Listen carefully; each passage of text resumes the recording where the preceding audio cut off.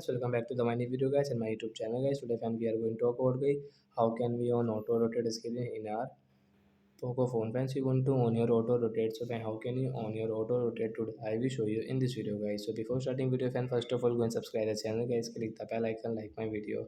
So friends, now let's see how to on auto rotate guys. First of all open your phone setting to on auto rotate. Then guys scroll it friends, you can see your display settings. So friends, click on your display setting guys, tap here, again scroll friends, you can see guys your auto rotate. Friends, you want to on, so you can on from here. After on guys, you can use your auto rotate setting guys. You want to rotate your screen, so you can rotate while operating any app. You want to rotate guys, you can rotate like that, it will rotate it. So like that guys, you can rotate your screen, you can use it.